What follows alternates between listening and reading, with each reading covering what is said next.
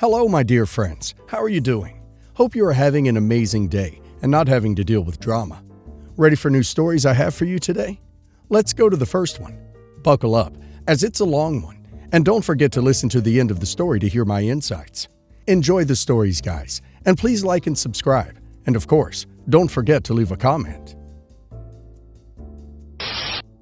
I, 49 female, and my ex-husband, 50 male, let's call him Kevin, got divorced, and the straw that broke the camel's back was when I came home with a present for him for our anniversary, and he accused me of getting it from whoever I was sleeping with and threw it away.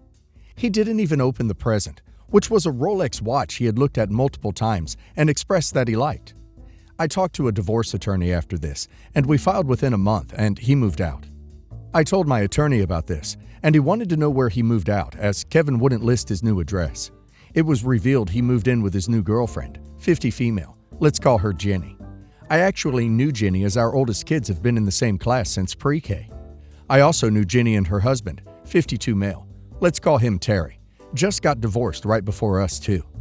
It takes a little over a year to finalize the divorce since Kevin couldn't agree to any terms. A few weeks after the divorce, Kevin and Jenny went public with their relationship on a luxury beach trip. Terry sends me a friend request that I quickly accepted. I'll admit, at this moment I was being shallow because he's undeniably attractive. He's 6'3", tan from working outside on his farm, and fit. And he messaged me right after, just asking if I had seen the post and blah blah blah.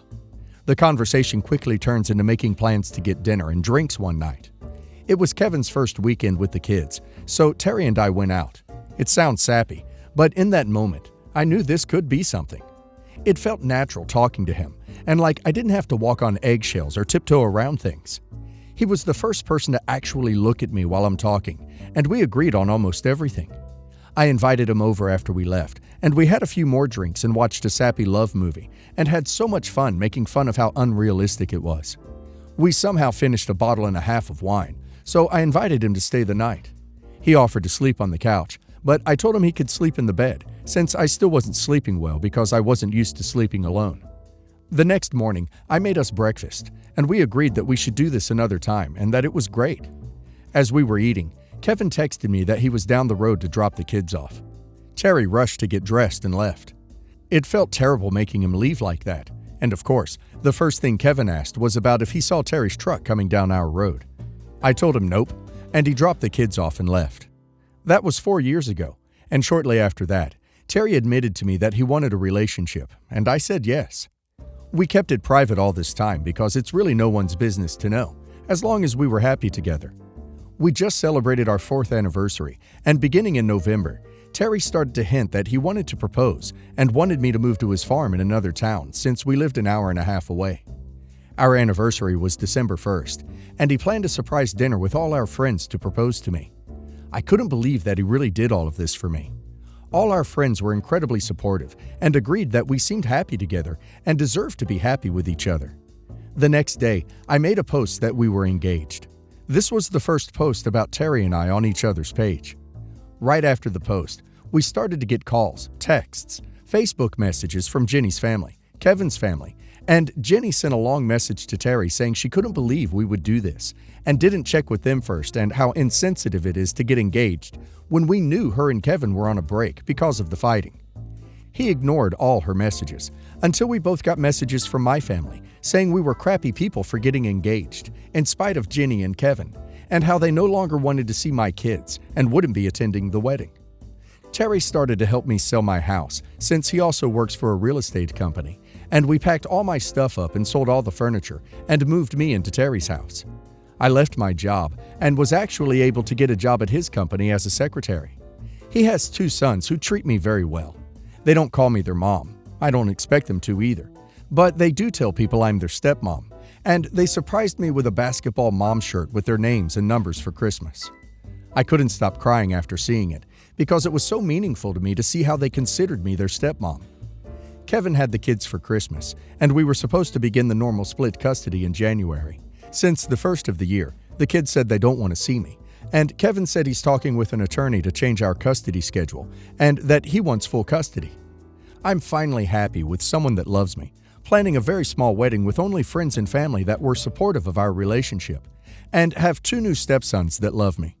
But I feel so empty without my kids. I took them to meet Terry, and he had been to dinner a couple of times, and he treated them like his own, and he never got on to them or was mean to them. I feel so conflicted about what to do. My kids won't even talk to me over the phone and refuse to see me. So am I the a-hole for getting engaged to Terry? Edit. My kids have always known Terry and were introduced to him after a year and a half of us dating. They had no problem with us being together and knew about the engagement as Terry took them to pick out the ring. It's not like he's a total stranger to them, as they've been around him multiple times and been to his house. I hope this can clear up some confusion and plan to elaborate more when I have an update. Mini update. I was able to talk to my usual therapist about a session next week to help the kids talk and maybe help them understand the truth. It's next Friday when I would usually pick them up, so hopefully it goes well. Fingers crossed. It sounds like OP's ex-husband is pitting the kids against OP.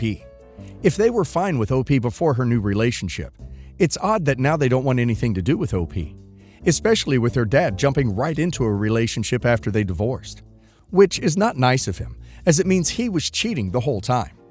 Also, why the hell is OP's family mad at her? It's okay for a friend and OP's ex-husband to get together, but Lord forbid OP gets with her ex. Now it's a problem. OP's best course of action now is to get the biggest shark of a lawyer she can afford and fight back, and not let that monster take her children, and not give up her right to happiness just because he's miserable himself and can't stand to see anyone else happy. And now let's hear the community's opinion. No Thanks says, I would look into parental alienation when talking with your lawyer over your exes wanting a new parenting agreement and your kids not wanting to talk to you anymore. I'm not understanding why it was okay for your ex and his new girlfriend to plaster their relationship all over social media. But you make one post after 4 years of quietly dating, and all hell breaks loose. Unless there's something you're leaving out, not the a-hole. Jeepman Dan SC says, not the a-hole. Your ex poisoned your kids. Shame on him. Sounds like the new man is a complete upgrade over the ex. Good for you. Your kids hopefully will see through all this vitriol and come back to your open arms. You didn't cheat. Fate gave you good karma, and your ex crappy karma. F him, and his new soon-to-be ex. You deserve happiness. Best wishes for a happy life. Julia X says, your kids won't talk to you on the phone? Get a lawyer and a court date stat. There's absolutely no way you know that's true. Not the a-hole. Proceed with the relationship and have your lawyers in the courts figure out what's going on with your kids, and you get an opportunity to talk to them. You could go no contact with Terry immediately, and it wouldn't get you your kids back. Update. To start, I'm sure him and Jenny had an affair when we were still married, and I really don't care to know. I don't let them waste any of my energy worrying about them and what they do or did. I probably could have worded the end of my post better. Terry isn't a stranger I just pulled off the street and got engaged to. My kids have always known Terry, as his kids are the same age and played the same sports. I told them I was dating someone after a year and a half and introduced them to him shortly after. They've been to dinner with Terry and me, and been with me when Terry's come over, and been to Terry's house where he lives. He's a very busy and hard-working man, so we didn't get to spend very much time together where I live, or with my kids, so I would usually spend time at his house. But I never skipped time with my kids to see him. Terry is a farmer, land real estate agent, owns his own business, and a volunteer firefighter. So that is why I decided to move there instead of the other way around. He has roots in his area, while I was free to move. I did tell my kids prior to the move and engagement that I would like to one day move there. They did tell me that they really wouldn't be interested in moving there, as they like the school they attend and didn't want to switch. I was fine with that, and told them if I did, I would still like them to stay even if it's for a weekend or when they're on break. Terry also took all 3 of my boys and his 2 to pick out my ring, so it wasn't a shock to any of them. Terry asked all 3 of my kids individually if they were fine with it before he even proposed. I was also asked about if they could come to his house, and yes, they could. Terry has a very nice ranch house he built with 5 full bedrooms and 3 empty finished rooms in the basement that could be bedrooms. They've already stayed there too before the engagement and had no problems. Terry also has a room that he calls his office that he offered to clear out to make room for an upstairs bedroom, so one kid didn't have to sleep downstairs if all 5 were staying at his house, so they could have their own rooms in privacy. I didn't want to act like I was hiding my relationship with Terry, but we wanted to take things slow and not rush. Hence, why we didn't post on social media or tell our exes. Obviously, friends knew. You can only tell people you're friends for so long before they catch on. But we only told very, very close friends who won't gossip and tell everyone. And lastly, the last question was about my job. Yes, I went from a director of a department to a secretary. A secretary making just under what I made as a director.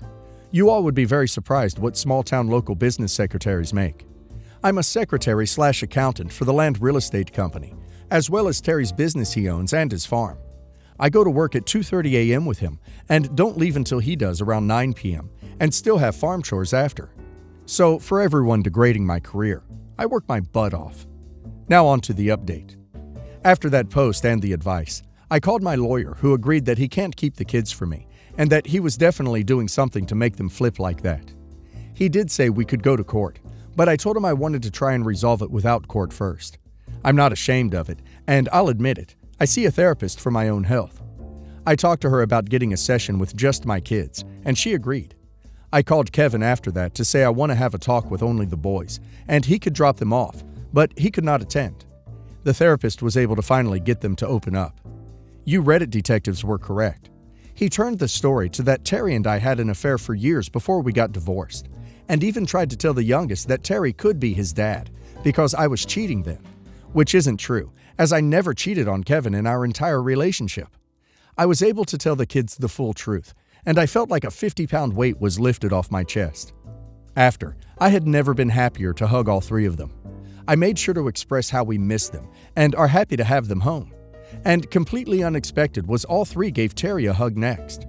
Terry isn't one to cry about much or cry very easily, but the second they hugged him, I saw his eyes water up, and I knew I was making the right decision and picked someone who loves these boys as much as I do. They spent the weekend with us, and I was able to tell the older two the full story about Kevin and Jenny, how the marriage fell apart, and once again invited them to live with us. They both said that they actually wanted to, but since Kevin has fed them lies, they didn't want to be around us. They get out of school in May and are planning to move with us for the summer. This will hopefully be a good opportunity for them to bond with Terry's kids and their friends. I will not be pushing them to move here as it's their choice, but deep down, I really do hope they do. I think going to a smaller school and living in a smaller town will be better for them than living in a city. I told my youngest a more watered-down version of events. I did make sure to tell him that Kevin is his real dad, and what he told him about Terry was not true. He seemed to understand it. So, for the moment, Kevin is fine with the boys moving here for the summer. All three asked him instead of me, and I think that helped a lot, showing him it was their decision instead of mine. To say I'm excited is an understatement. I'm over the moon with how much this is working out. I've talked with my lawyer, and he said the older two are able to decide where they go, while Kevin and I would have to come to agreement for our youngest. I don't want full custody, as I think kids need their father in their lives, but my lawyer is urging me to fight for full custody. With travel sports coming up, Kevin and I were able to agree on a temporary agreement of me getting the kids on weekends that they have a game. I will pick them up on Fridays, go to the game on Saturday, and bring them home Sunday. We've been talking with lawyers about a permanent agreement. They were able to agree with the older two having a decision, as long as they didn't miss anything required such as school. Some things Kevin has told the kids is that Terry is still dependent on Dee. To make a long story short, about 2 years ago, Terry had been having neck problems and saw a chiropractor for the first time in his life. That chiropractor broke his neck in 4 places, C4 through to C7, resulting in him needing 2 surgeries and becoming addicted to painkillers. He was on them for a year, and it took him another 6 months to get off, but he's been clean since of any prescription painkiller. Said that Terry and I wanted to take them away and never let them see their other family. Tried to accuse me of being addicted to D. I get even more sick and nauseous taking painkillers, so I refused to take any, even after a mastectomy and reconstruction surgery. And I also found out Jenny was calling them my boys and wanting them to take her last name. That is still Terry's because she refused to change it after the divorce. So there's still lots we don't know, and hopefully will one day. Chrissy Lee 90 says, I agree with your lawyer on custody here. Your ex is intentionally alienating your children from you. In the eyes of the court, this is child aggression. You really need to have them in consistent therapy and begin building a case, because I can assure you that just because you've told the kids the truth, it doesn't mean he's going to stop feeding them lies. Lucky Guest says, you should absolutely go for full custody. You could allow relaxed visitation if you like, but get full custody so there is no convoluted decision-making about the kid's schooling, health, or anything else. I agree that it is important to the children to maintain contact with the dad, but in the end, you need to protect yourself and Terry against malicious actions, and the best way to do that is full custody. Good luck. I'm glad you found someone who loves and respects you and your boys, not the a-hole. Kickapoo Girl says, good communication is the key to the family working together. He has kids too. Be good, truthful, forthright, and build good family. Evil happens in the shadows no one talks about. Summer will be a good test. Don't put all your eggs in the basket just yet. But lady, I'm hoping for you and yours.